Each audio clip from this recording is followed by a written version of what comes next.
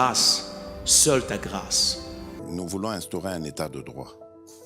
Et dans un état de droit, il y a une justice indépendante. Ce n'est pas à l'individu Félix Tshisekedi de commencer à faire justice.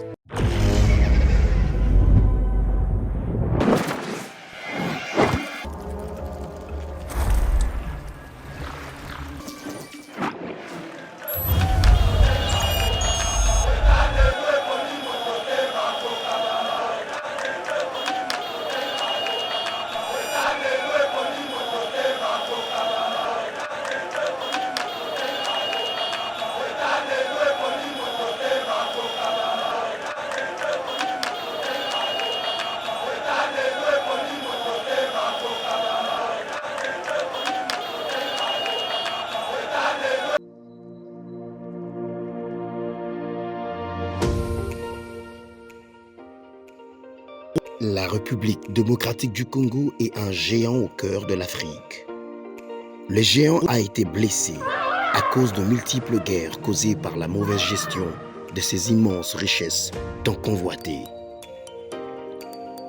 Lelo géant a telemi pona kotonga mboka na ye na ba élite ya sika ba congolais nyonso ya mboka pe bandeko ya diaspora. Plateforme projetrdc.com ezopesa ba opportunité ya ko travailler ensemble à distance.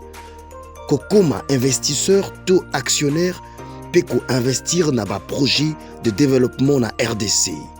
Projet RDC est une plateforme professionnelle développée en Allemagne par M. Max Kachama pour soutenir les investisseurs congolais. Une plateforme professionnelle avec plusieurs services comme Cash Money, Ponako assurer avenir Nayope à Bananayo. Yaka ko investir na bourse internationale yaba actifs, y a Facebook, Google, Mercedes, Bitcoin et autres. Projet RDC gère plus de 30 millions d'actions et crypto de ses actionnaires en bourse. Projet RDC crée la nouvelle et première classe d'entrepreneurs et investisseurs congolais qui investissent avec toute assurance et transparence en bourse internationale. Devenez aussi investisseur et actionnaire. Rejoignez la nouvelle classe sur www.projetrdc.com ou bien téléchargez l'application Projet RDC sur Play Store.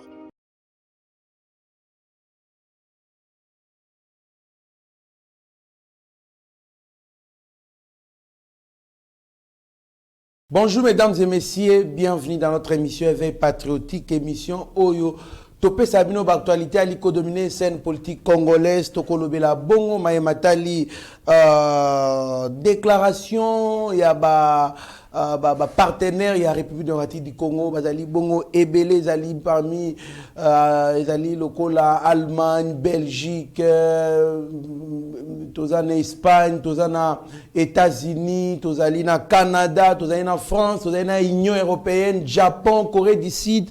Alors, Salaki Bongo, déclaration sur l'élection en 2023 et précisément sur entérinement peut confirmation à mon Kozambo sur animateur. Il y a Seni, c'est-à-dire président Denis Kadima et puis na ba membre Misuso Bazali Nakati premier vice-président, rapporteur Kester et tant d'autres. Tokolobela peut tourner Oyo Abbé Donatien Cholé na révérend Eric Singea de l'ECC bali kotambola en Europe na Amérique tokolinga to ba na kati émission bali kotambola pona mangomba na bango, c'est-à-dire église na bango bali koluka nini ezali politique to église to koluka to ba au juste place na bango na politique ezali nini place na bango pe na Maïmatali makambo nzambe ezali nini to ba pe sous bloc patriotique ko ba créer bon côté ya Lamuka El Martin Fayulu na Adolphe Muzito na FCC. Alors basangani bongo pour banda ba série ya ba marche pour na ko yeba na ko senga dépolitisation ya Seni tokoloba na kati ya émission Oyo, pourquoi pas trouver la paix sous ce procès Bukangalonzo avec au centre Matata Mpognon reporté pour ce 8 novembre pour inciger sud-africain qui est aussi impliqué dans le dossier, alors il faut pas le cas interprète. Alors, personnellement, comment est-ce que la haute cour, un interprète ou en permanence dans la cour constitutionnelle, c'est vraiment regrettable, bien qu'on a vu que le président du tribunal qui est anglais, mais quand même, il n'est pas habilité à interpréter quand même Oyo Mutuali Kosamba. Alors, président Gustave Lutumba, vice-président fédéral, il y a Tchangu Nde Tokoloba, Maïnyo Santo Tali Sabina Tokota Namozindo, président Gustave Lutumba, Mbote. Oui, Mbote, mon frère Kandolo, Mbote na bandeko nyonso obazali ko biso na émission kitoko ya éveil patriotique. Tout est pour na ko éveiller esprit patriotique au tozali na ngo na katamboka na biso. Donc tout celui qui se sent être congolais a kolanda cette émission avec une particularité. Donc a kolanda ngo lokola landa ba émission nyonso te parce que awa tozali ko betande masolo ya mboka et na pesi Mbote na bandeko nyonso bazali na kati ya régie. Et ensemble, il y a des connaissances qui travaillent à Eba TV. Nous avons été d'emblée coupé Sambote, na des connaissances parlementaires de vous, différents communicateurs, na pesi vraiment beauté et na pesi beauté na pasteur Gili, na pesi vraiment beauté parce que c'est parmi les communicateurs où c'est Pélisaranga la façon dont on communiquer et vous sentez qu'en lui c'est un monsieur qui n'est pas problématique. Alors on peut le quoi na trop te bateau bas à la problématique on a s'appellera chaque fois que nous avons communiquer et on capenda bien. Mais je ne dis pas que les autres sont problématiques pour analyser Batouba créer moi polémique là. J'ai eu le temps de saluer tout le monde, mais particulièrement na PC Bambo Tebele et surtout na Mukolo Yalelo. Merci beaucoup président Gustave, surtout pour la reconnaissance wana puisque yepe na yoka kazaka na besti makasi pour na d'ailleurs so kuté na binga hoka mukunzi. Donc, c'est bien quand les gens se reconnaissent quand même et ça va bien. Président Gustave, Kolekanayo na numéro précédent ou tout ça qui n'a eu qui vraiment somme ba réclamer que makasi c'est pas qui na intervention na makasi lelo je pense que bakozala lisusu très bien servi na ba intervention na yo. Nous souhaitons joyeux anniversaire à Beni Okeke kwa dali moko ya ba yeba TV dali bongo na département ya marketing Beni Okeke bisika ozali to PCO un bon anniversaire en tout cas Mbotama est là parce que Mbotami le 29 octobre donc Zamba Pambola pesa yo oyo vraiment Ozangi président Gustave communiqué conjoint il y a ba partenaire il y a makasi ya monde oyo ba pesa ka pouvoir oyo donc pour certains ali feti et les autres ali loko la défaite mais na omona côté nyonso bali ko sepela côté opposition ba sepela côté pouvoir bali ko sepela to bengisi yo o décortiquer communiquer wana au juste qu'est-ce qui s'est passé ba tout ça bali ko besoin injonction on bali ko non ba s'ingérer te ba la kisi lokola ki bazali naître mais bali ko sende kaka makambo ele kana ndenge ya kitoko réaction na ezali ndenge ni na communiquer réaction na nga ezali pe kaka na esengo makasi ndongo zali komona ngani pe bande komsu ba sepeli mais na lingi na ebiso ki na kata mboka o tozala na opposition te parce que El Martin Fayulu ba mibenga ba opposant te bango ba résistant yango moni abesho le mukolo moli mo santa côté là kay alobi ke no bande kona ba ba extrémiste bien que lelo abosani parce que moni na kati ya Bible ezali na Mosali Nzambe moko boyo azaki ya moli mo santa so côté là alobi donc ba ebelo ba okaté so moli mo santa ne côté lié alobi moli mo ba donc ba extrémiste ba ebelo ko bazali ko lobate na pesi d'abord bambote na bande ko tout basala ki ba commentaire na numéro précédent to tiko sala na yo vraiment na ba commentaire na bango j'avais beaucoup aimé na encourager bino susu makasi boende et zalaka oyebi lelo oyo quand le chef de l'État aye kosala discours na ye avant batangela biso ba différentes ordonnances ezalaki signé le même jour là entre autres aussi l'ordonnance portant investiture ya bureau nouveau bureau ya Seni. Vous serez d'accord avec moi mon frère Kandolo que lisanga moko esanganaki oyo esangisaki ba ancien ba acteur politique oyo na kala bazalaka déjà hostile envers le président Félix Tshisekedi avant tokende ba élection il y a 2018 dans le 30 décembre 2018 bato tout babundisa ki le chef de l'État na régime ya Kabila bazala ki mkolowana et pas il y a la Croix Ouazali, secrétaire général adjoint, il y a MONUSCO, dans la République démocratique du Congo. Il y avait aussi la présence, il y a Martin Fayulu Ouezalakiwana, il y avait la présence, il y a Emmanuel Chadari, na batu mususo na liko tanga kombote parce que bazan représentait rien na la scène politique na biso. Qu'est-ce qu'ils étaient allés faire là-bas? Bakenda ki koyebisa na la Croix, kota makambu oyo oyebisa na président Félix Tshisekedi a entériné plutôt à investir les nouveaux bureaux ya sénité. Yebise afanda toyo kanananu teba comment est-ce que tokoki komema seni et comme na esprit ya biso. Vous allez comprendre que bande kwana balingi seni et le esprit na yango initial selon la constitution parce que la constitution avait prévu les responsabilités de chacun. Il y a la CENI au hasard plutôt et ça na kati na processus il y a qu'à installer les nouveaux bureaux, il y a CENI. Il y a la part, il y a la confession religieuse, au bazar de la société civile.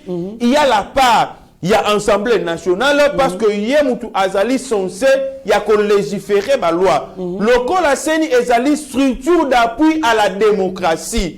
Makambounio Sobango Bazali Kosala, et Sengali est passé dans l'Assemblée nationale pour qu'il y ait un contrôle parfait.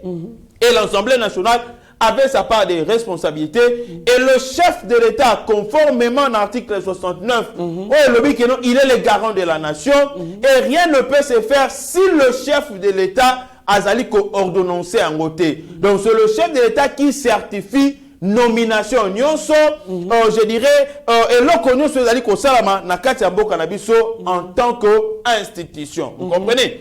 Alors le chef de l'État qui n'a pas, il y a responsabilité na ye. Maintenant, dans ce cas où, bande kwana bango babele la ki balobi que procédure ezali biaisée, procédure ezali respectée. Félix Tshisekedi a sali forcing, Félix Tshisekedi a imposé Kadima. Pourquoi? Parce que Kadima était du Kasaï. Or, Kadima, bien qu'il est du Kasaï, parce que c'est un Congolais, na kati ya critère, oyo, il y a confession religieuse. Dans la charte, il y a confession religieuse. Et si il y a une solo ya tribu ya moutouté, ba beti li solo ya probité morale, ba beti li solo ya ba valeur na ba qualité. Mais du moins tout Congolais nyonso akoki ko présenter candidature na ye. Candidature na ye il faut ememamande na moko ya ba confession religieuse. Or, Denis Kadima n'a pas été présenté par l'UDPS, n'a pas été présenté par le président de la République, mais il a été présenté par l'église Kimbangisto, Oyo Azali, parmi les 8 confessions religieuses. Donc, il y avait la régularité déjà dans la procédure. Voilà. Et de deux, Ezali Abesho, le secrétaire technique, c'est lui qui gérait tous les membres faisant partie à secrétariat technique, il y a confession religieuse. Il avait retenu 4 candidats au Bazala qui quand même na fandaki na 4 critères au bango basengaki et parmi ces 4 candidats l'excellent candidat c'était Denis Kadima à Kota qui est très bien. Oui. Voyez un peu, il reconnaît cela. C'est le meilleur candidat. Et bango moko na kati ya charte na bango parce que bango balobi il y a l'irrégularité, il y a vice de procédure. Ndomoni na lali komeka ko expliquer batu pourquoi est-ce que la communauté internationale, par les trichements, il y a un grand pays, bazali ko simba yango ko représenter yango, basali message wana pour féliciter. Pourquoi basali message wana? Et sur le plan politique et diplomatique, ba retombe nini ezali na kati ya communiquer na bango wana na faveur ya ngambu ya bureau ya seni, na faveur ya gouvernement et aussi na défaveur ya batu oyo to benga ba extrémiste o bakendaki pona koluka o ba yebe ko baluka kate o ba yeba kati le baluka kate ba yeba ko baluka kate. Alors tangu basilisi wana il fallait qu'il sikoyo bakende na consensus okolanda malamu na communiquer wana oyo le grand pays ya union européenne, dans les grands partenaires, il y a des pays locaux là, les États-Unis d'Amérique, donc sur le plan mondial, les grands partenaires, les grands bateaux, ils ont un mot à dire, n'est-ce pas, sur le processus électoral dans le pays, il y a qui peine à déplorer, manque il y a consensus. Or, dans le charte na bango l'article 17 et lobi boy mode ya désignation ya candidat président ya seni o bango ba ko présenter confession religieuse ezali soit par consensus lokola baza 8 bayokani bango nyonso le 8 bon ça va tondimi Denis Kadima c'est-à-dire le 8 wana bandimi ye wana ezali consensus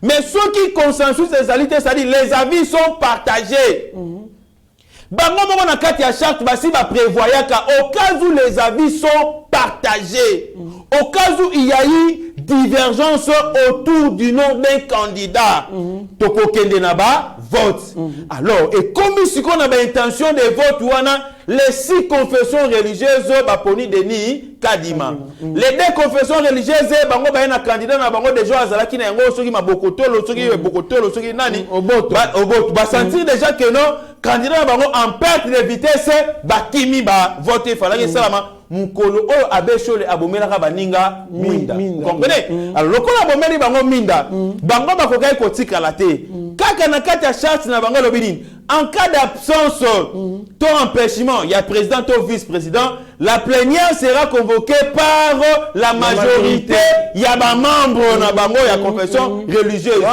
mibeko bango chole na kati ambongo na kati oyo wana ese satambole na ba $100,000 wana yepazalaki na kati vous comprenez un peu alors tango baninga bamoni basentir déjà que non a bitumbe komima makasi nde baka okende na sime okende bango bakendaka na sime baye kosala choix na bango autour ya Denis Kadima ce n'était pas un choix illégal parce que un choix issu de la majorité comment lelo oyo mutu azali majoritaire bokoyi kobenga ye illégal a violé procédure ni na yebite loba a violé procédure ya ba intention na bango mais sur le plan juridique sur le plan des droits sur le plan administratif Denis Kadima est régulièrement choisi régulièrement voté n'est-ce pas par ou soit désigné par les confessions religieuses alors nesiko moni bango lokola bakoma ko tambusa koloba que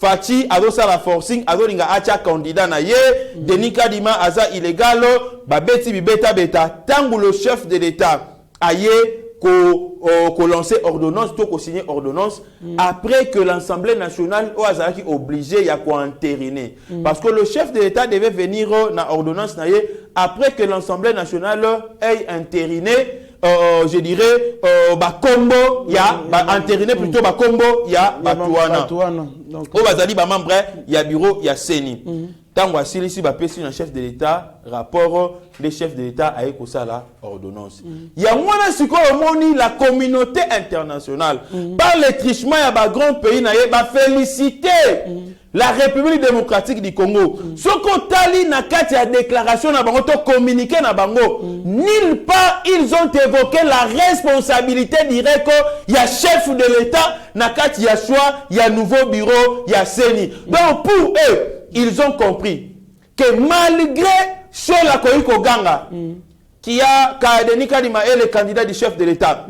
Malgré Martin Fayoulou, akoyi kolba que non procédure ezali malamu te et aussi ndenge ezali boye Denis Kadima azali candidat ou azali illégal azali candidat oyo azali déjà na parti ya pouvoir bango communauté internationale balobi c'est faux et archi faux procédure ezalaki malamu mais nous regrettons seulement le manque de consensus na kati ya ba confession religieuse parce que avantage ya consensus ezalaki nini yo kangai avantage à consensus et il y a que batunion sur les 8 confessions religieuses baloba le même langage donc to linga ko assister na ba théâtre ya lelo oyo la minorité a comme ko linga ko telemela la majorité mais président Gistan Akajote il faut rappeler que consensus soit dans les alate banda to organiser l'élection 2006 ezalaka te na ba confession religieuse 2011 ezalaka te 2018 ezalaka te SCC kaka na l'église catholique ba telemela kaka Non, au moni bango les 3 années donc disons les 3 périodes il y a choix, il y a animateur, il y a seni. Ba tchaka makele le makasi c'était pourquoi parce que ba candidat au bandai comme bazali ba candidat ya obédience na bango. Sorotali malumalu azalaki il y a catholique bien que ba désavouer qui ngoimulu nda izaki je na bango. Ngoimulu nda azalaki ya SCC. Ah bon izaki je na bango. Izaki je na bango. Ba yeli susu kozongisa malumalu parce que na kati ya bureau wana bato bandai ba mettre à jouer ezalaki SCC na église catholique bango nde bazalaki ba mettre à jouer comprenez alors bandai ko sala mo ba sembla moko na CC mais babi ke no ba candidat o bazali ya biso bango moko ba ko zong sala biso susu na 2011 tant makambo esili avant to ke na ba élection oyo ba ki ko zong sala biso malumalu vers le 2000 je crois c'était vers 2012 ou ke ba 2013 ba zong sala biso malumalu mais heureusement que Dieu n'avait pas voulu que Malumalu azalawana nzamba bendi Malumalu omboka bae kotie la biso ezalaki corneille na toujours fruit na bango oya bimaki na kati ya ECC. Donc vous allez comprendre que na ba élection oyo to sala ki na mboka na biso les élections contestées 2 bazalaki église catholique 2 bazalaki ya ECC. Ce que baninga on peut bafoni babi non biso to bangamba na bango te quand même kaka bango ba bimisa et puis ba élection bazalaka toujours contesté non tout le biso pe photo sanini to bimisa et muto ya bimi de Nikadima abimi na église Kimbangiso qui peut nier aujourd'hui la probité morale de l'église Kimbangiso na kata Kongo na biso. L'église Kimbangiso a des écoles. Parce que on va mettre sur la école. L'église Kimbangiso a des écoles. L'église Kimbangiso a l'ancrage. L'église Kimbangiso zappé si libana na mboka mi ba mapaya. L'église Kimbangiso zappé na ba grand bâtiment, zappé na ba centre na ye. Non. Denis Kadima abimi le lo autori ko lobaki non mutu o yazali na vraie culture congolaise baninga ba beta mamba koute na ba culture congolaise par rapport il y a appartenance religieuse na ye l'église Kimbangiso ezali église oyo et même biso esprit ya ko luka ko défendre le noir ko boya ba noir bazala na kati esclavagisme ndenge ba colon ba ki ko coloniser biso ba mindele ba nyokola ka biso en complicité na ba église na bango ba mindele église catholique voilà tozana ba audio belé oyo bazotinda ba missionnaire tant bo kende kuna bola lisa bango pongi plutôt botea bango boye bango makanisi na bango ke na ba richesse na bango te pona biso to s'enrichir na bango alors c'est le même jeu au bangai ba memela biso pour qu'à chaque fois bazwa la possibilité à côté le président légitime légal et élu à la République va mettre devant un fait accompli baluka ko sisser un peu sa crédibilité dans mon éloko ba salaki ko lobake ba élection au sein en 2018 le 30 décembre Félix Tshisekedi n'avait pas gagné c'est Fayulu qui avait gagné mais to senga na Senko so penda bazala ibanganga nzambe ya solo Senko so penda bazali banganga nzambe ya solo lelo oyo to sengi bino ba PV nyo sauter. Parce que le superviseur a 40 000 bureaux de vote sur 90 000. Bobi Msepso a PV à 40 000 bureaux de vote. Vous allez incapable de repérer. Il y a un tobi que non, ils allaient kindokina qui mutema mabe. Coup de chapeau le oyo na communauté internationale au bango ba accusaki. Félix Tshisekedi ba kende ko accuser na communauté internationale. Ba sala ki ba mikanda ko ba que non Félix Tshisekedi nga zaboye azo ma dictature azo nga ko s'accaparer na seni o ezali structure moko d'appui à la démocratie, structure moko indépendante. Or, le oyo, mindelo na balakisi que Félix Tshisekedi est indépendant. Félix Tshisekedi n'est pas impliqué na makambo nyonso esalami na kati ya seni, sauf que chaque branche a respecté par ezalaki na ye ko sala pour la désignation ya na responsabilité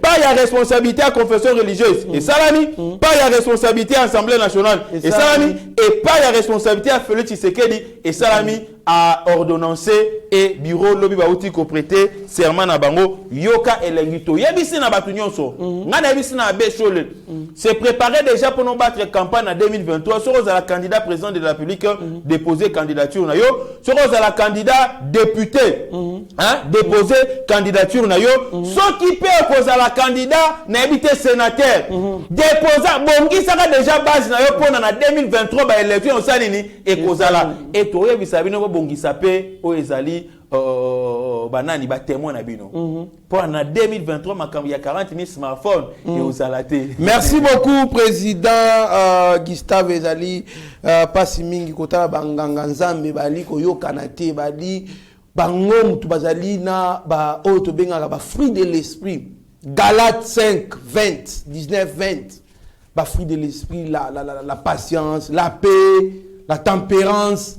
Nyonso tu wana malheureusement ba yokanité ngana tuna aka question awa bino boyokanité sikoyo tango ba politique ba yokanité ne ba ko elle c'est pas na bino ya mon chef de l'État bango ozonga kuna bokende yokanana tuna ozonga kuna bokende yokanana heureusement chef de l'État za ki souple pour ceux qui ayambaka bango ba ngaba poter buzoba qui piège de konanga kandolo omoni ndenge abeshole ambongo na SSC nde banda ko luka chef de l'État kota na likambo wana nde linga ko bimisa devant le monde entier que le chef de l'État a la main mise sur le bureau de la CENI. Chef de l'État ko la épée non seulement kaza mayele mais azali ya nzambe parce que nzambe yemonde mukolo ba mbongo nzambe moko mukolo ba shole afandi ko na bango alongoli bango ba sultan abisi fatike bana bango ne fatete fo ba bozonga kuna bokendo na baninga diko shole ambongo na ona mususi ya SSC wana bakomi ko banga baninga na bango ya ba confession religieuse ba ko tala bango na misu boete. Une question, est-ce que comment que président Seni faut taka na SSC to na Senko et comment jamais faut na SSC to na Senko na ebandelita mutozalaka na CI selon la constitution balobaka que président ya Seni il faut abima na société civile. Ba spécifier kate que non société civile ya église parce que l'église fait partie de la société civile et ça a un statut ya ba ASBL. Na société civile to na ONG bien que bala rezalato na ba ONG bien que bala na biso ba tongela ngo ba école lo ba komo ba kene komi ya bango. Alors ba ezana ba ONG ezana ba association faisant statut ya ba société civile. Vous comprenez? Alors yangwana nde sikoyo na kati ya constitution balobi kaka président Seni akobima na société civile mais tant que kokoma na processus outi koleka na 2011 na 2018 plutôt na auto continue yango on a amplifié maintenant tolobi toti kaka place wana ezala basali ya nzambe ba confession religieuse ndi na kati wana siko to comprendre banani bazali basali ya nzambe ya solo na banani bazali basali ya nzambe ya malumu. Merci beaucoup président Gustave.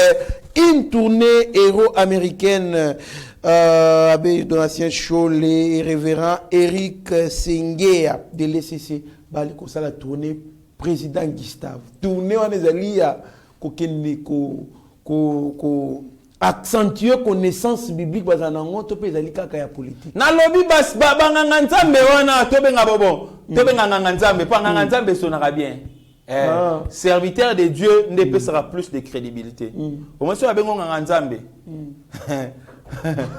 ndoki pa nganga nzambe misi nganga o pa bikola bato azali nganga ya nzambe donc on omoni banganga nzambe wana basi babwaka basutani kala babwaka bible kala tourner bake ko sala wana ne pensez pas que ezali tourner bake ko luka comment est-ce que ba enrichir connaissance biblique na bango non ba gagner ba âme bake ko gagner ba âme te bake ko te ate bake évangélisation te bake inde combat diplomatique contre le président Félix Antoine Tshisekedi pour na bango. Fati ne doit pas travailler pour na bango. Fati ne doit pas normalement postuler en 2023 et remporter ces élections. Pourquoi? Non, pourquoi? Parce que bango Fati a kobomela bango cop.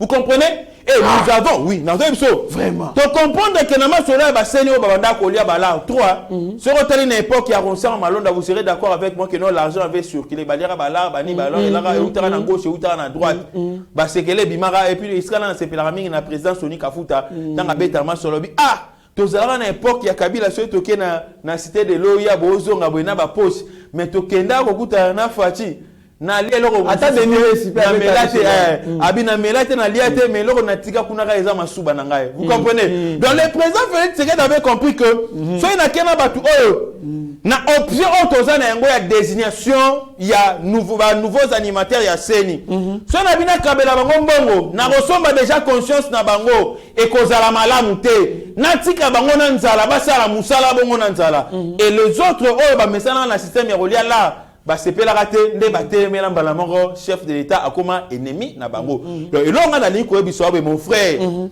ces gens-là, bazongi kaka na case du départ, ndenge bazalaka kobundisa nango Félix Antoine Tshisekedi, qui ne sait pas que la Senko azalaki appui logistique, appui matériel, ya candidat Martin Fayulu.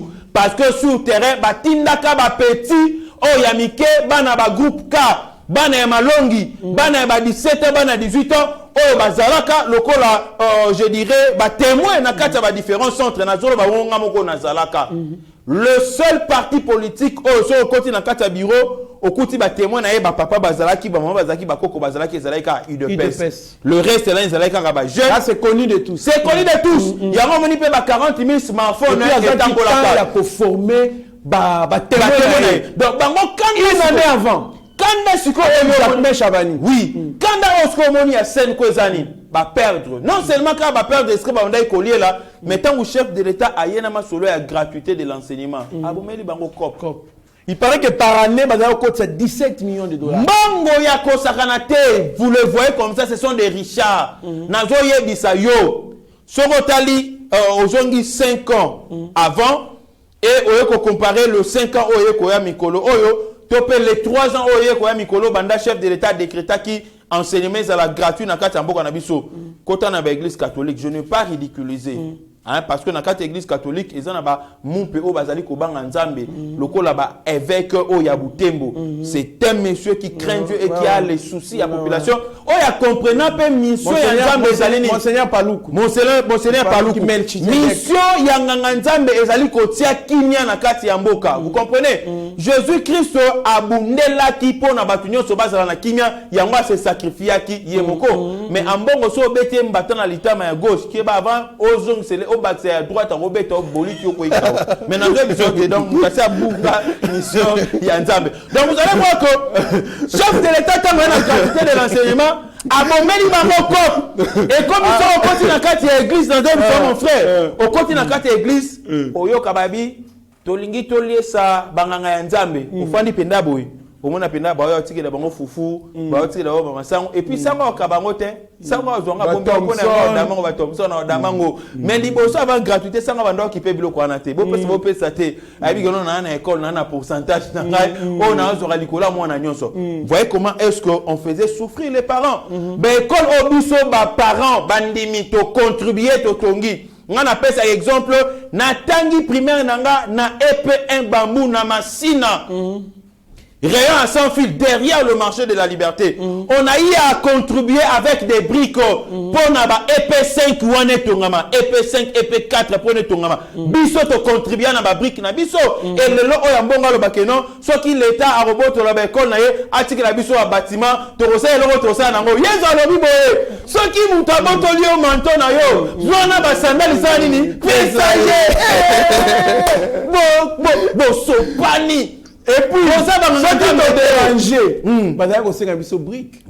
Ceux qui t'ont dérangé, discipline. Bino boza bazali nzambe te. To pesa ba brique, to pesa ba sac à ciment. Bote ya biso lelo, bote ya biso bo l'acception non ndenge ka boye. Le peuple congolais a une gratuité de l'enseignement.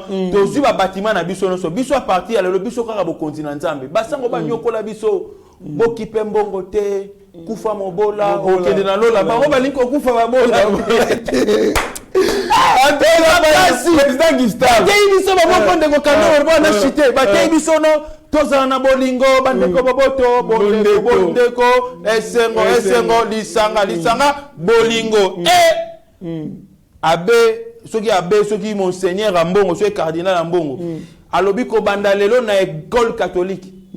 Soki mutu aza mondimi ya catholique te otangisa te aosala te azobengana bato na misala bato ya église bana chômage azali kobosa ke bato belelo no bakomba bandimi ya catholique bazala bandimi ya catholique te bazalanga baleki nzela na ya koti na église akomi kosambela. C'est ça la mission principale d'un homme de Dieu, prendre les païens, les convertis, mettre l'église catholique azobengana nzoka bandai ko bengana bato basi ba comprendre ki carte bazala ki na ngo ko soki batiki ba enseignant o baza indépendant d'esprit, indépendant des religions. Oh bazali église catholique te injonction ya kebo mananzela et osala mate injonction ya kebo ke notangisa te et osala mate ndo moni carte o babeta ki mais lelo on a komisi nzambe ya Félix Antoine Tshisekedi pour à permettre biso tout mona buzoba oyo l'actuel cardinal amemeli biso na kati ya mboka na biso oyo abe shole na nzela ya Senko bamemeli biso na kati ya mboka na biso to connaîtra ba cardinaux na kati ya mboka na biso.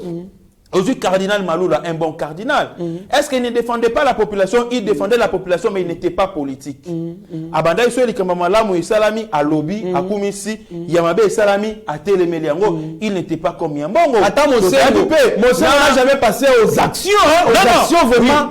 Mosé vraiment côté à passer aux actions, non. Il était pacifique. Il était non pacifique.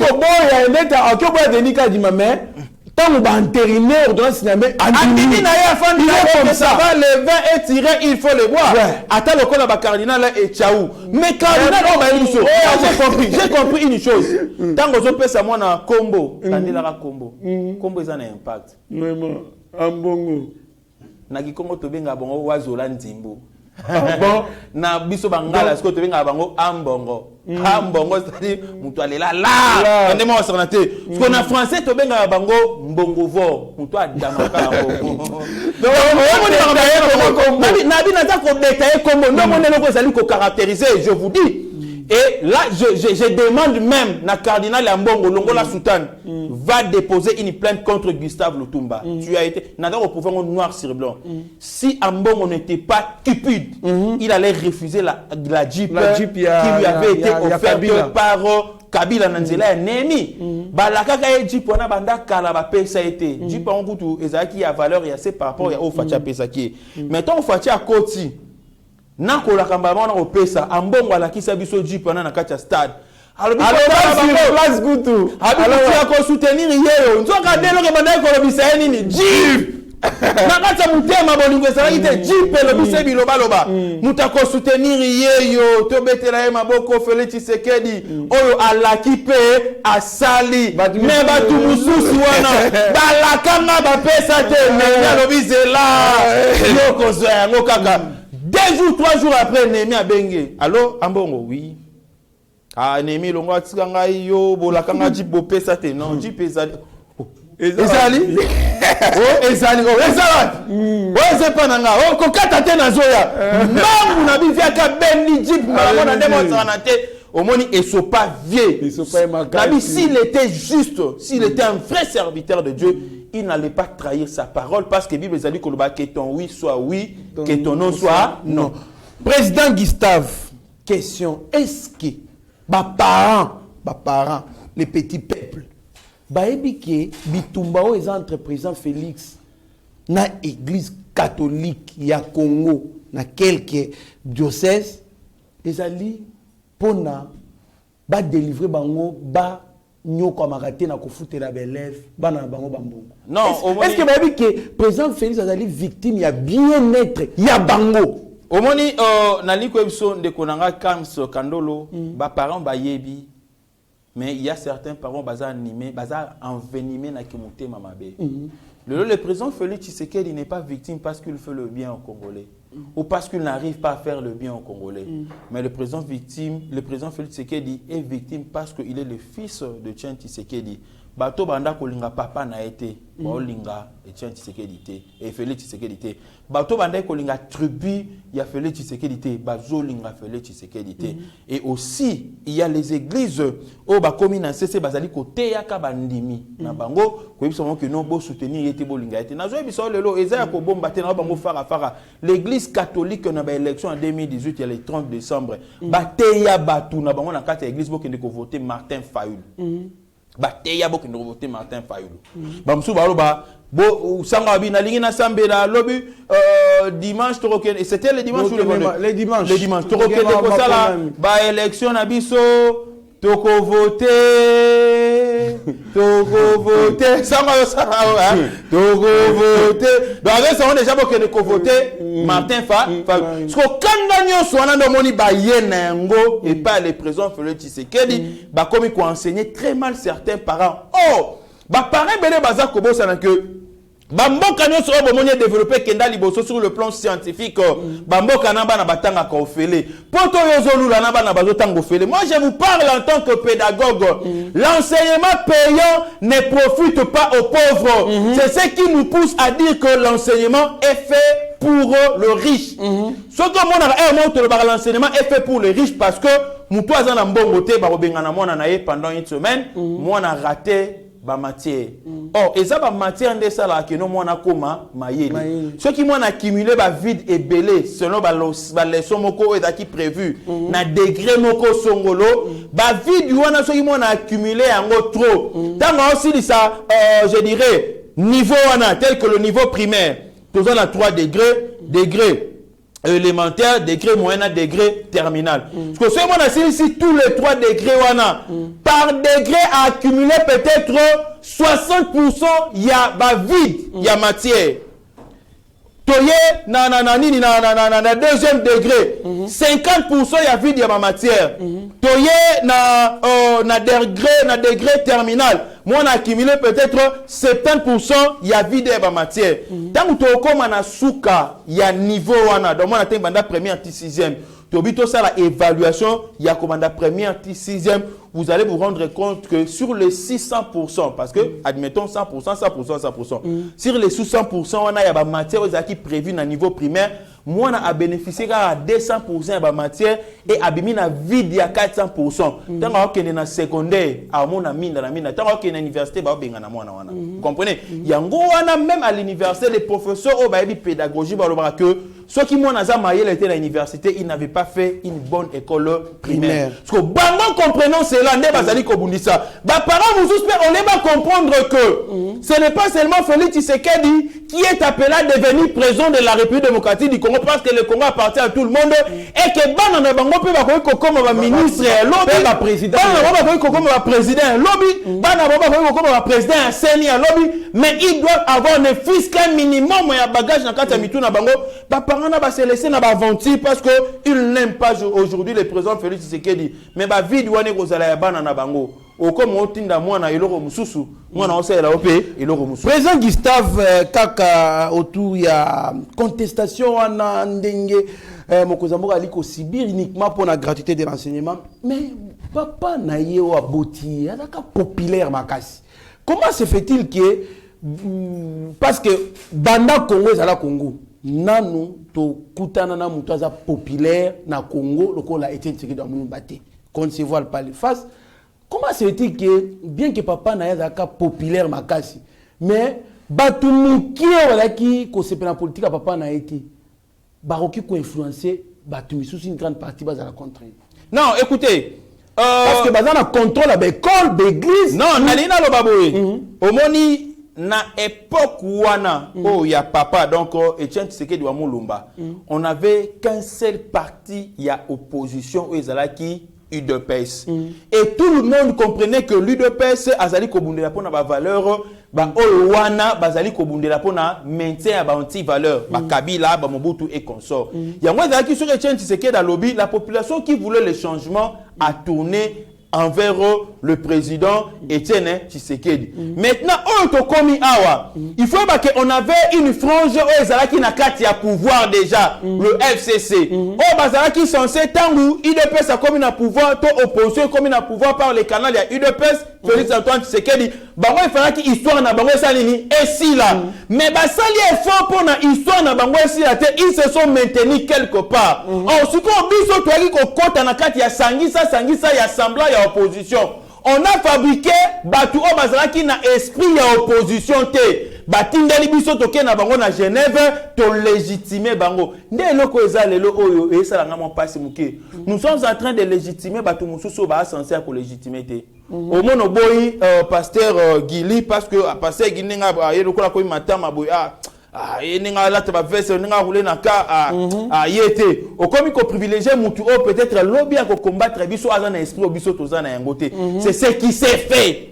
On a pris les gens to sokoli bango to zuba veste na biso to pesi bango et aujourd'hui ce sont ces mêmes gens là qui se sont tournés contre nous en essayant d'utiliser les mêmes stratégies au biso to banda ko utiliser ndo monelo ko sali ko sala bango bongo. Mais heureusement que le peuple azali ko comprendre que Batouana ce sont de loups vêtis de peau d'agneau. Ata bandi koloba. Joyeux ka kende côté sika bantaba bazali au monde a changé. Ya moment le Martin Fayulu. Asa qui semblant ya rozala même zala qui loup. Il mangeait ensemble avec Joseph Kabila et aujourd'hui lui qui est incriminé, qui insultait même Félix Tshisekedi de tous les mots possibles, placebo, marionnette, utilisé par Joseph Kabila, parce qu'il est avec Joseph Kabila. Aujourd'hui, où en sommes-nous avec Martin Fayulu? N'est-ce pas qu'il est avec Joseph Kabila? N'est-ce pas qu'il va faire 430 000 $, pour organiser ma marche na bango? Voilà ce qu'a commis, ce sont des loups vêtis de peau d'agneau. Donc, le lot moni batouana. Bazala bango majoritaire, parce que bazo kokate. Mais le col à l'église catholique azali pas na monopole. Mais bâtiment wana, entre guillemets, ezali ko porter comme ya catholique, bien que sur le plan de, je dirais, il y a gestion de l'État. Les sols et les sous-sols appartiennent à l'État. L'État doit s'imposer les lots. Il y a un azou bisana mbongo soko zali ko bosana. Na kombo il y a gratuité de l'enseignement. On peut vous ravir même tous ces bâtiments là parce que il y a même d'autres écoles au bino l'État peut s'abino ba terrain on a et nous pouvons vous retirer même ba acte on a des sessions au to peut s'abino en félé to peut s'abino parce que boyela biso makambo nzambe. En réalité vous n'êtes pas des dieux. Bozali ya nzambe te. Merci beaucoup en tout cas ezali pasi mingi eloba pasteur Gili jamais na benga isusu show la be show. Non ngana awa azali kosala diplomatie libanda na tuna kaka aki ko bakisa ba idée ya ko gagner ba âme ya nkolo to akeinde politique ngana swaka na tournée héros américaine Abbé Chole et révérend Eric Senga de l'ECC batali na tournée tokoyeba bozali ba politique to banganga nzambe. Président Gustave to enterré bongo sujet à tourner na bango prestation de serment des membres de la CENI.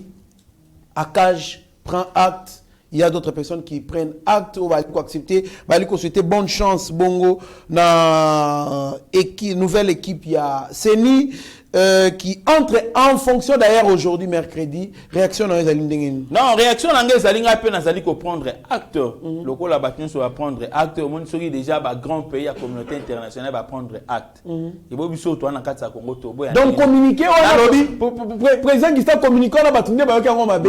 Donc communiquer on les alliés ko reconnaître que asala musala na ye ba reconnaître ba asala musala na bango na kati wana kutu ba impliquer le président Félix Tshisekedi te ba reconnaître que non na kati ya confession religieuse parce que le nom du problème est la confession religieuse bon il fallait pas bimisa président consensus est la quitter alors le la consensus est la quitter ba na deuxième possibilité donc communauté internationale et jeter responsabilité na bango ndenge ba yokana quitter très bien va prendre acte et ba accepter ba ko accompagner processus électoral. D'ailleurs c'était sur demande le président Félix Tshisekedi les jours longtemps à sa discours na ye abina osenga kaka na communauté internationale ba ya ko accompagner biso oui ba ko accompagner biso ba yana ba expert il y a bien ba ko na ba mathématiques financement biso moko des financements biso moko atape bango ba pesi Nicolas Kaza dialoba déjà que bongo ezali bongo c'est ezali na bi atape ba pesi financement na bango mais biso moko to zala na pona okengela ndelonga na yebisi na ba congolais na yebisi na Abbé Chole préparer déjà sur ozana na ba témoin te nga na olukelo ta 10 combattants ba ozala témoin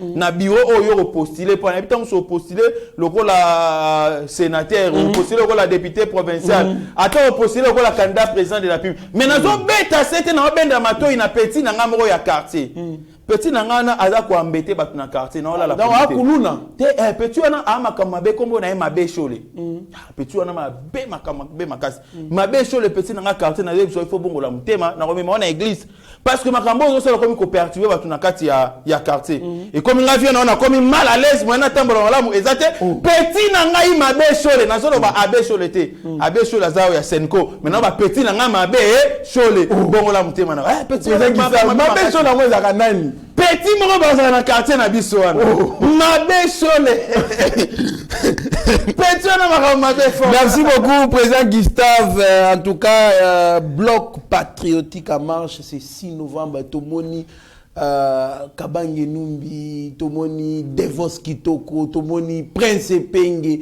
tomoni Seth Kikuni, tomoni bango nyonso tu wana. Donc les incompatibles, les lois commis compatibles, bavandi na table moko bako o sangisa maele nenge bako banda ko salaba action yako o senga dépolitisation ya seni président Gustave. Est-ce qu'on dit maki que mona bango bavandi bongo na sans été? Des réponses à le fona répondre le rôle la pasteur Guilé. Ah tika na foot. Ah tika na lobi o roye bisanga mabeni ni o renaissance ça na Congo tango yaka na makambo ya bale.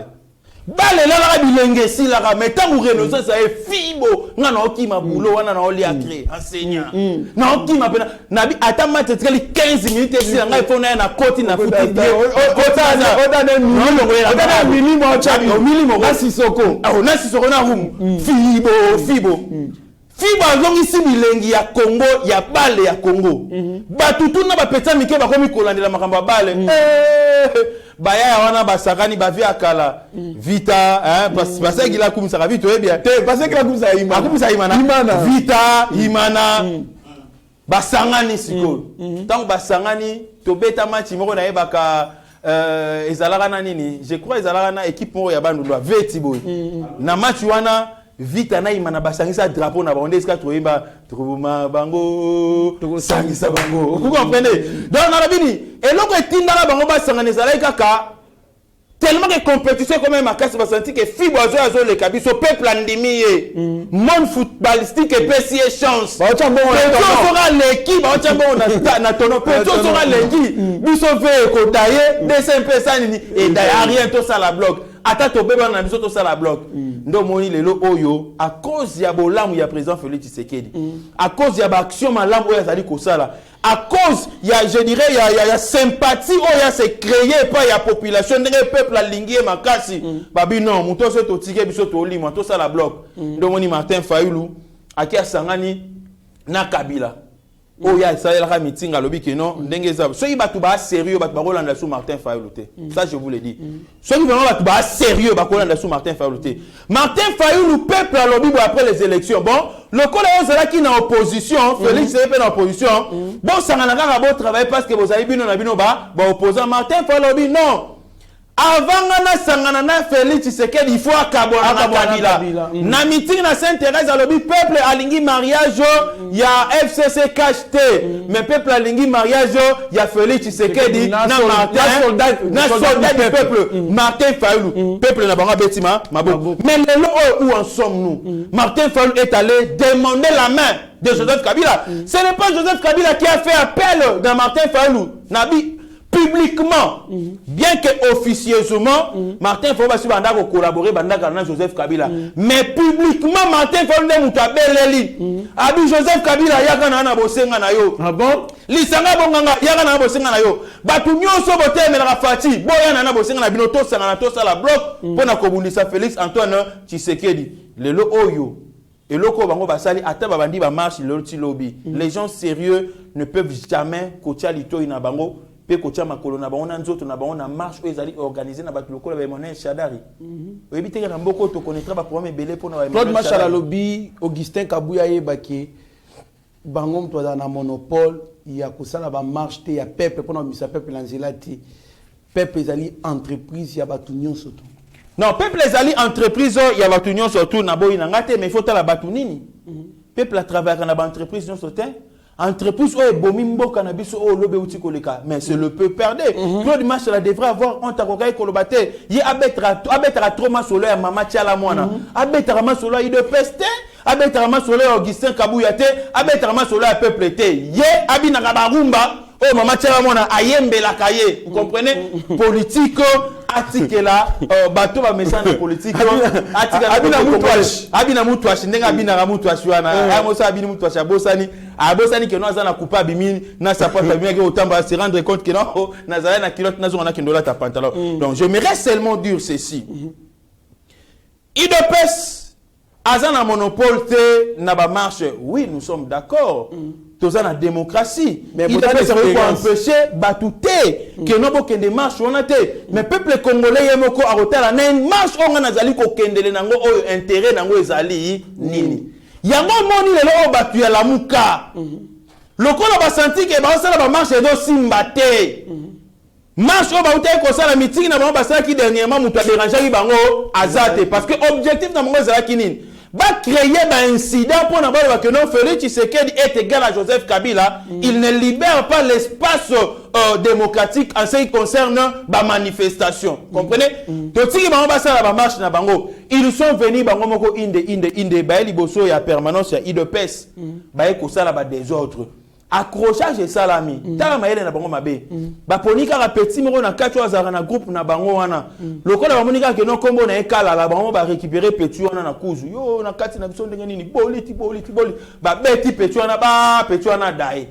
Petit wana dae après lobi ba ko publier non na marche biso to kendaki ko sala tant to le kali boso permanence ya IDPS ba betaki mutu na biso akufia. Soyons logique ko. Soyons logique. Tozala batu. Vous comprenez? Et mutu wana o ya kufi na kombo na eka kalala. Pourquoi kalala mutu akufi? Yango to ebisaki na bango. Vous allez comprendre que na kati ya Congo ndenge tozala na yango oyo. Les seuls tribus oyo à se sacrifier beaucoup plus pour la libération ya mboka na biso oyo. Ezalai bakalala wana ozalai komona wana. Est-ce que bango balinga ba utiliser na ndenga mabe pour na ba kosa ke no bomoni babomi mutu na biso or lisa c'est beta makite na nzoto ya mutu ba gaz et beta maki juste na isikana pour disperser les gens qui étaient venus faire les désordres. Nous avons des combattants à biso oyo bazokaki to moni ba photo na bango basu ba kotaki na hôpital o bango ba yakiko ko menacer mais bango ba bimisa la biso ata 10 combattants o ya bango o bazokaki ba bimisa to mona bango mais on nous montre seulement un seul individu ko ba kenon ba betaki akufaki. Voilà Kindoki ya batu ya Martin Fayou. Président Gustave, la dernière question pour to Kabwanana yo ezali sur les procès Bukangalonzo qui est reporté pour c'est 8 novembre. Pourquoi? Puisqu'il y a un sujet sud-africain impliqué dans le dossier ango, mais il y a un anglais. Alors, moi, je lingala et à l'ité français. Je vais reporter ango. Moi, personnellement, pas c'est ça. Comment c'est dit que la haute cour il y a Congo et que un interprète en permanence na tribunal wana, mais je ferme la parenthèse. Réaction na auto moni mata tamponi pena ko samba président Gustave Mamango est commis sérieux. Te makampende commis sérieux bato bandai ko lobake no mata tamponi ba osana bango eloko moko te ba otika na bango ye na bato bakendai ko sala pression et pas ya Antonio Guterres kuna pona sala mkanda komaki na communiquer à salito komaki wana likolo ya mata tamponi no a impliqué ta za boité za juste acharnement. Bata la siko ba mona kité que na télévision bango moko ba avocat na bazalaki na incapacité ya ko répondre. Ils ne savaient même pas comment se passe je dirais les procès na niveau ya haute cour et il était maintenant question il y a président il y a cour constitutionnelle azongisa bango na nzela ils allaient dire ne kaluba haibisi bango bitala au moins tant to comme na ba procès à lolenge boye les habitués savent comment est-ce que ça se joue bayaka na ba biloko à salité on doit être précis et tout doit être recadré ici donc ils allaient déjà moi ba indice où ils allaient collaxer réellement que batona balingi ba la biso style au ba avocat ya Vital Kamerhe ba manœuvre dilatoire au moni voilà au moni bato Vital Kamerhe et donc salara bango ba bosana kiko dossier topé les procès étaient judiciaires ezalaki procès moko oyo ezalaki politique té ndenge batu ya matata mponi balingi ba memelango mais heureusement tous na télévision biso tozali komona nous sentons déjà que non il y a eu l'implication ya matata mponi et je vous rassure na kota la déjà ndenge introduction salamaki matata mponi a okangama parce que dama balar na biso ya Bukangalonzo le monsieur wana uti koloba likambu ya interprète sud-africain wana non au moins l'interprète il est comme la bouche de l'inculpé. Vous comprenez? Donc maloba oyo zobima na munoko ya inculpé muto bazali ko sambisa wana il faut ça la maloba oyo ya yemoko yemoko pasana yango confiance dans bazali koloba maintenant ceux qui haute cour abimisi interprète na ye apesi et que ya lobi maloba mususu interprète peut-être ya haute cour à répondre autant sur la lingala ya zoyo kate na suka ya maso so ba condamné à koloba que non je ne fais pas foi na makambo interprète parce que il n'était pas les nôtres azali interprète ya haute cour yango haute cour asengi na yemoko yaka na interprète na yo tant yemoko ko présenter interprète na ye nyonso oyo ekobimela munoko interprète ekozala prise en acte et considéré. Comme ça na suka tongo bakolinga je dirais ba sanctionner ye en rapport na maloba oyo ekobimela munoko interprète à cause pas ya responsabilité te abwa kango likolo ya ba juge ya cour constitutionnelle. Est-ce que on se fait comprendre madame? Donc ndo moni likambo oyo esali ko ba yebisa ye yaka na interprète na yo. Cela veut dire que interprète azako ya aza munoko na yo. Maloba oyo ya koloba yango biso trop comment yango pende ba ko sa nini ba kolanda. Cela ne veut pas dire que non haute cour azangi bato ba yebi anglais. D'ailleurs bango mona kati ya biwana ba yebi anglais makasi même pas dire donner. Yemo wana président déjà. Na lobi anglais ba yebi makasi. Anglais makasi. Mais d'aller juste pour respecter la procédure et pour qu'il y ait aussi la transparence na kati ya procès wana. Merci beaucoup président Gustave Ezaki Sengo makasi ya ko partager na plateau moko. Nous disons merci à monsieur Zéphile Omele, papa José Mbouina Belgique, Roger Chileng na Italie, Sami Matouba Mavakala. Topesiopé mbote psikozali Deko Mulema Vicky Monama. Bozali tellement belé, to bosente Gauthier Mpinda, bozala branché na bati bozala décidé président Gustave Tala caméra, il y a Steve Konde HD le petit génie, secondé par Mike Chiswaka Opesa Malobano Yasuka. Oui, na bandi na kopesa mbote na Steve Konde parce que musala ezali kosala vraiment kitoko.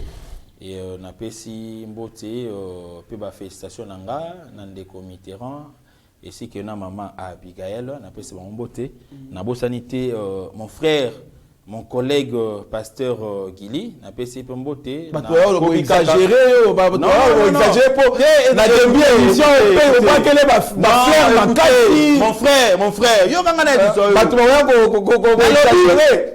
Omoni pourquoi biso toza ba problème na batuté parce que toye baka toza lokola ba mage toza la étude on tala que non sanza wana et là ici non yezo abotami munzoto wana et mangati na Bethléem vous comprenez mais na romati na monika munzoto wana bandi ko finga munzoto wana non il faut accepter les moments et les époques des autres ba qualité ya baninga faut ko luango vous comprenez ceux qui pena musala ça moninga ça musala kitoko c'est pela na lobaka que depuis que je l'ai connu, le pasteur Gili, dans ce cas-là, comment on est dans la conflictualité? Oui, bandanga na yeba na. Na peut tout ça la caution na te kobe banate. S'il y a un problème, tout bien dans rato solo li. Parce que mutu to zalara bien. Na mon parcours na ezali toujours éclairé makamba ça les a bien. Monde entier ku tu ba betele maboko. Nga soki na telle émission comme ça na bwa ki libanga moko na telle combien mbala moko. Mais tala ba émission ya ça la combien de vues et ba combien va féliciter non. Il faut quoi accepter les autres pour nzambe pe ayebana na komatisa. Na bande ko osala ba monter en passe pardon ah bolimbisanga na pe simbote pe na yokaso na pe simbote na le CG Kabuya na pe simbote na Bechole o ya biso trésor lumbu na pe simbote ma Bechole na pe simbote na petit na nga wana ya quartier na Bechole mais na biso bongo la mutema na yo na pe simbote na les présents AI et surtout na nouveau bureau ya seni na pe simbote mais na lingi na yebisa siko na Bechole pour moi na pe si Bechole na biso mbote na pe si petit na nga pe ya quartier na Bechole so na zongeli Bechole o ya senuko o ya sultana wana na lingi na yebisa parce que la lingi komba be wana te abi jamais abe mobimba à cause de makanisa ko enregistrer baninga te makanisa ko enregistrer na makanisa ba politique na lobby vraiment pasteur Gili Kota na za raison mais nene bisa va pas comprendre une chose et puis que mutumu Robenga est président maza président de la République vous comprendre alors on a une donc pour la rochité na lobby na ba ndeko na biso nyonso to pe sa chance dans les présidents Félix Antoine Tshisekedi mais abesho lenga na ebisio boy eza seni muto organisaka ba élection mais seni muto avotaka te tangu yo zolo ba kepona ba élection ya malamu esalama il faut que président Félix Tshisekedi abimite de élection ma longue esalami ozali ko se tromper kota na sondage tu vas comprendre que misala oyo fatia sali na moi tamuke et effacer ba prédécesseur na nyonso et pesi moi confiance et pas peuple abi que au pesa deuxième mandat donc tangu fatia ko bimana deuxième mandat na 2023 ko lobate que non abimi pona Denis Kadima Dima azali Kasaya on peut préparer déjà moral na bisa ya moral to yo lukele ki sala kindeki ya munene pamba pe yo piquer crise et bana bazara na ba photo na to mona bana alata ba pyjama na photo na bana ba yo tika la pamba alors ndenga na ebise l'élection ya malamu pone sala mesengi ni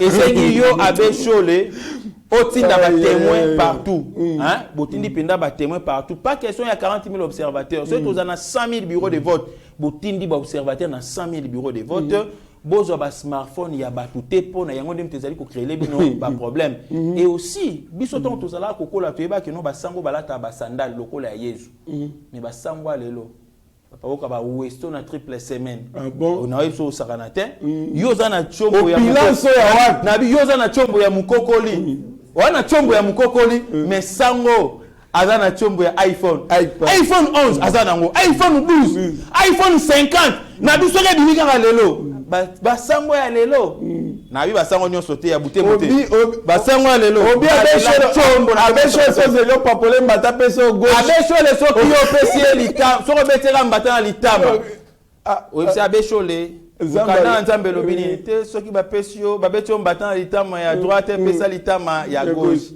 yo betie mbata tango zozela pesa litama ya gauche aussi déjà hyperkit kao mais yo ya masaka on a komi komona epene ta osala makambu lokola petit na ngana quartier mabe merci beaucoup président Gustave en tout cas merci to se pe makasi donc l'état yo c'est la personne gauche pour ce papa à droite hyperkit minyo surtout na se mama sengu to pesi mbote bele bambote bele mama sengu papa prof Kadima na pesi mbote papa Cyril Asolo na pesi mbote na pesi mbote na évêque na biso ya Butembo na pesi mbote bele na pesi mbote na basango monseigneur Paluku merci Sedek na pesi mbote na pesi mbote na basango na biso nyonso o babanga kanzambe na pesi bino mbote mais basango nyonso o babanga nzambe te na joyebisa na Yesu moko ya abenga na baona ba couvent na ba procure balongwa. Merci beaucoup, merci na maître Denis Mpunga, Crispin Chibambe, merci na Francis Kamanda, merci na Moninga Malamu Tinanga Alberto Moubiaï, docteur Eva Bukasa. Boz à la branche na ebati boza décidé mais na boz cette équipe mobimba ya ebati TV pasteur Guilina Pointe déjà ali prêt pour na ko servir binona Mitterrand na ya merci na Abesho ebiska ali Benjamin na Suka Abigail Kilungu Beni Okeke merci na batu nyonso en tout cas Steve Konde acheter les petits génies béton to pesipe mbote bisiko ali DG Shadrack Lolo la coordination. Mieux vaut être maître de son silence que plutôt esclave de ses propres mots. Merci. Ta grâce. Nous voulons instaurer un état de droit. Et dans un état de droit, il y a une justice indépendante. Ce n'est pas à l'individu Félix Tshisekedi de commencer à faire justice.